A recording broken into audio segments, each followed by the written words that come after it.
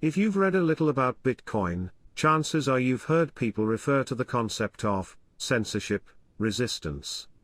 Most of us associate censorship with restrictions on press freedoms, the political right to speak and write openly, without interference and control by government or corporate powers.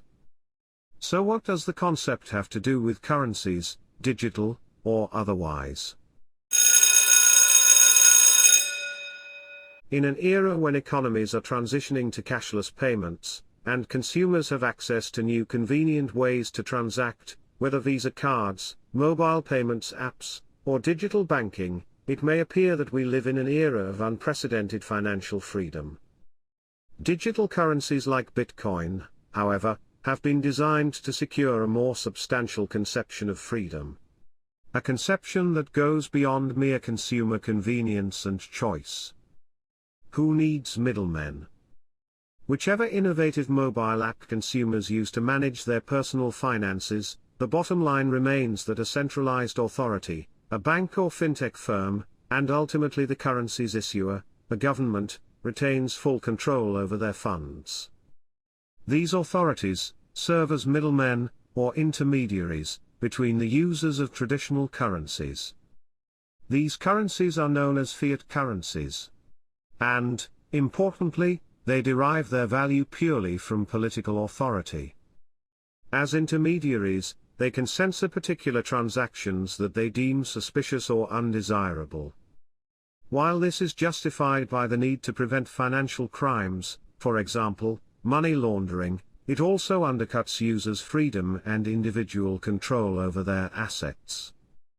Transacting in fiat currencies leaves users vulnerable to political and geopolitical interference. Like when a nation-state imposes sanctions, asset freezes or capital controls to prevent investors from moving their wealth overseas. The blockchain, on the other hand, can't be censored. Bitcoin and similar blockchain-based currencies, by contrast, are designed as decentralized and disintermediated networks. This renders it virtually impossible for any single actor or authority to censor a given transaction.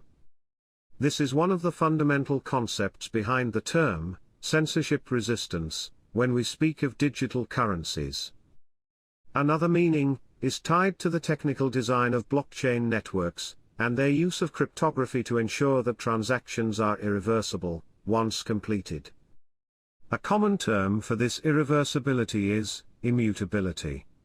Taken literally, this means that something is unable to be changed.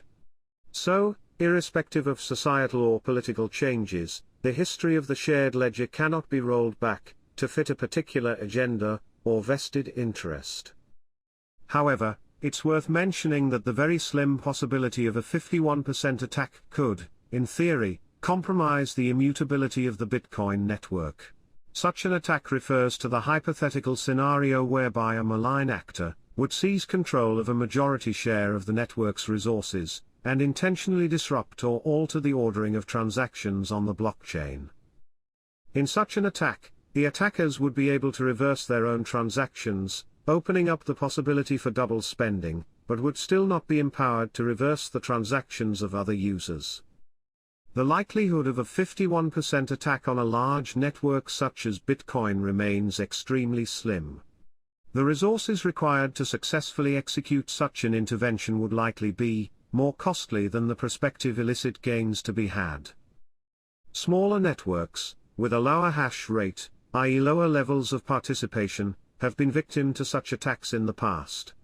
Some examples of these networks are Monocoin, Bitcoin Gold, and Ethereum Classic.